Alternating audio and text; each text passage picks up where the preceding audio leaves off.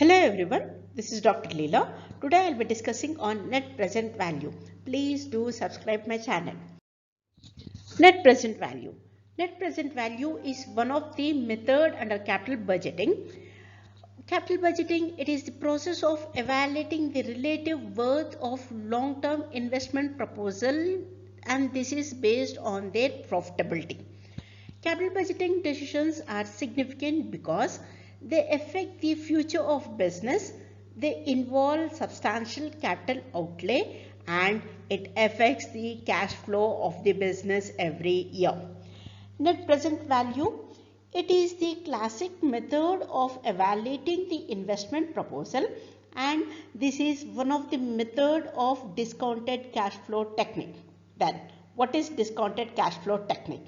Here, discounted cash flow technique is defined as the process of reducing the future cash inflows to the present value, that is, it recognizes the importance of time value of money. Net present value, it is also called as excess present value or investor's method, and you can define net present value as the time value of money approach for evaluating the investment proposal. And under this method, present value, it is computed by discounting both cash inflows and outflows at a given rate. Net present value can be positive or negative. How can you determine whether the net present value is positive or negative? When cash inflows is greater than the cash outflows, then you get positive net present value. If cash inflows is lesser than the cash outflows, then you get negative net present value. Computation of net present value. For computing net present value, there are certain steps. The steps are, first and foremost thing is to forecast cash inflows of the investment project based on the realistic assumptions, and then compute the cost of capital, then calculate present value of cash flows using cost of capital as discounting rate, and lastly finding net present value. How do you find net present value? By subtracting present value of cash outflows from the present value of cash inflows. And therefore, on the whole, the steps are: an appropriate rate of interest should be selected to discount the cash flows, and this will be the cost of capital or required rate of return. And then the present value of inflows and outflows of an investment proposal has to be computed by discounting them with an appropriate cost of capital. And finally, net present value is calculated by taking the difference between the present value of cash inflows and the present value of cash outflows. After knowing the steps for how to compute the present value, that is net present value, then how do you calculate net present value? You are going to calculate net present value by taking the PV factor table, that is present value factor table, and this is to identify the present value factors of ₹1 for a given discount rate. Here, multiply the cash flows, that is take both outflows and inflows with the corresponding PV factor, find the sum of the products, and if this sum of the products is positive, that means that project is profitable.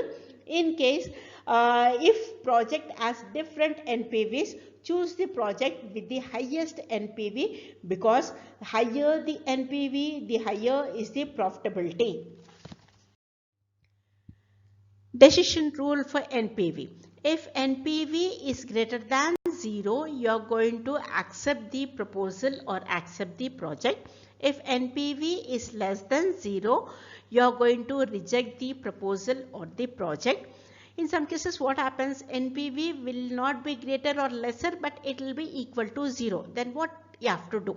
Here, you may accept or reject the project or proposals. Advantages. Here, the advantages of NPV is, NPV, it considers the total cash inflows of investment proposal over the entire lifetime of the project.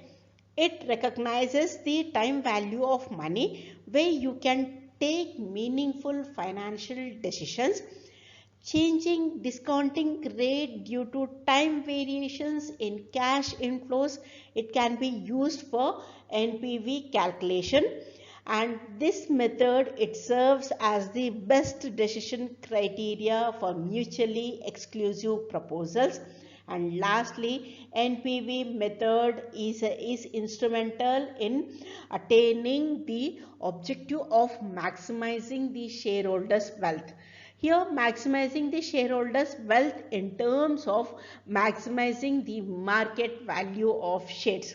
And the disadvantages of NPV are here, it is very difficult to understand when compared with the payback method and average rate of return, and it is difficult to determine appropriate discount rate. And apart from these two disadvantages, the other disadvantages of NPV are it does not give solution when the comparable projects are involved in different amount of investment, and also it does not give when projects differ in their duration and their cash flows. Thank you.